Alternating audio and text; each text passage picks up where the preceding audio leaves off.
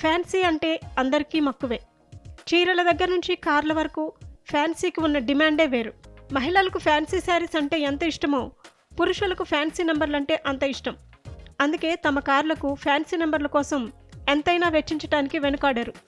ఈ క్రమంలోనే రవాణా శాఖకు ఫ్యాన్సీ నంబర్లు కాసుల వర్షం కురిపిస్తున్నాయి. ప్రస్తుత ఆర్థిక సంవత్సరంలో రికార్డు స్థాయిలో ఆదాయం ఆర్జిస్తోంది. రాష్ట్ర వ్యాప్తంగా 56 రవాణా శాఖ కార్యాలయాలుండగా హైదరాబాద్, రంగారెడ్డి, మేడ్చల్ జిల్లాల పరిధిలోనే ఫ్యాన్సీ నంబర్లకు గిరాకీ ఎక్కువ. ఇప్పటి వరకు సుమారు 90 కోట్ల వరకు ఆదాయం లభిస్తే గ్రేటర్ హైదరాబాద్ 3 జిల్లాల రవాణా శాఖ కార్యాలయాల్లో సుమారు 74 కోట్ల ఆదాయం సమకూరడం విశేషం.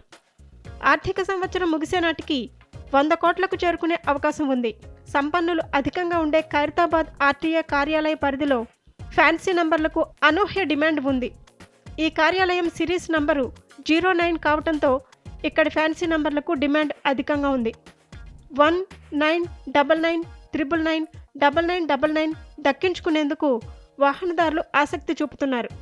ఈ ఏడాది 9999 నంబర్కు ఓ వాహనదారుడు వేలంలో ఏకంగా 25.5 లక్షలు వెచ్చించారు. ఫ్యాన్సీ నంబర్ల కోసం వేలంలో పాల్గొనేందుకు గరిష్ట మొత్తం 50,000గా ఉంటే కనిష్టం 5,000 ఫీజు రూపంలో చెల్లించే మొత్తం కన్నా వేలం ద్వారా అధిక మొత్తం ప్రభుత్వ ఖజానాకు జమ కావడం విశేషం. ప్రస్తుత ఆర్థిక సంవత్సరంలో గ్రేటర్లో ప్రత్యేక నంబర్ల కోసం 73,463 మంది దరఖాస్తు చేసుకున్నారు.